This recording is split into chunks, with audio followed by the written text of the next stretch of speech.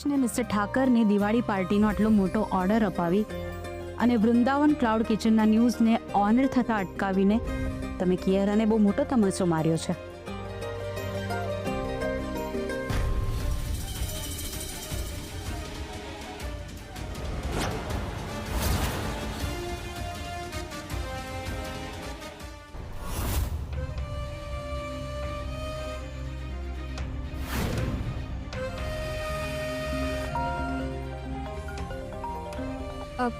હા ફિયા, ઘરે પહોંચી ગઈ ને?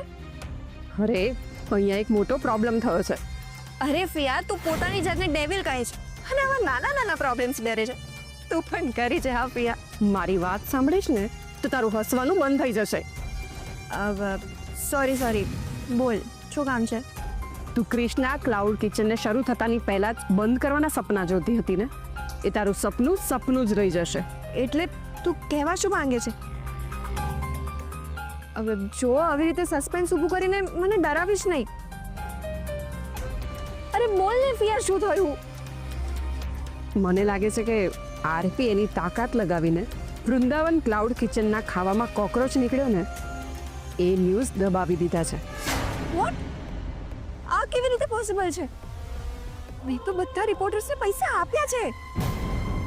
અરે પ્રેસ રિપોર્ટરો ખાલી ન્યૂઝ લાવતા હોય છે. એ ન્યૂઝ જે તે ચેનલના ચીફ એડિટરની મરજીથી જ ઓન એર થતા હોય છે.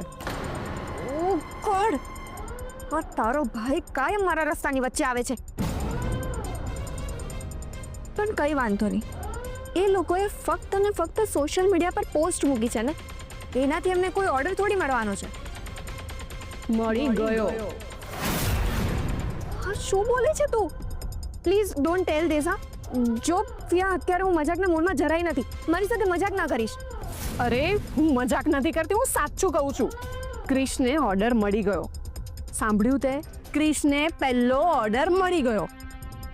અને એ પણ નાનો સોનો નહીં, બહુ મોટી પાર્ટીનો ઓર્ડર મળ્યો છે. કોનો ઓર્ડર મળ્યો છે? મિસ્ટર પુરુષોત્તમ ઠાકર. ઓ ગોડ, એ તો બહુ જ મોટી પાર્ટી છે.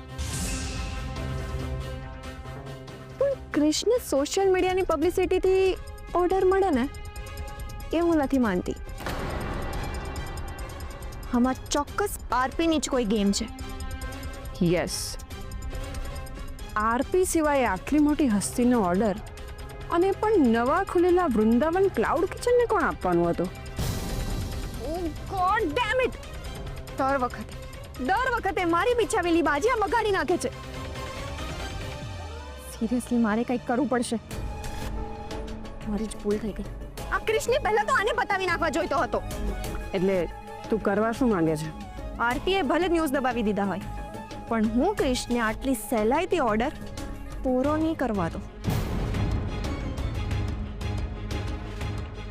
એટલે તું કરવા શું માંગે છે? Just wait and watch.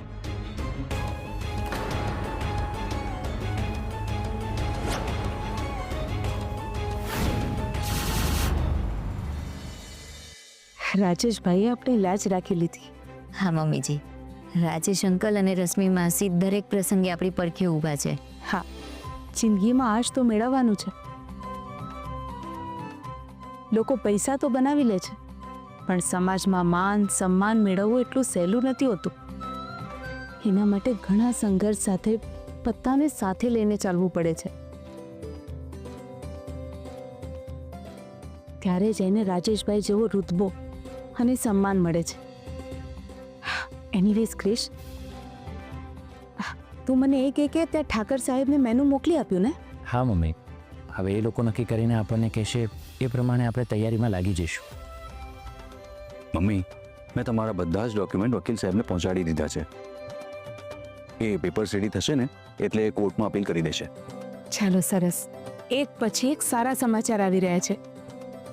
ભગવાન કરે કે બધું આમ જ સરખી રીતે ચાલતું રહે.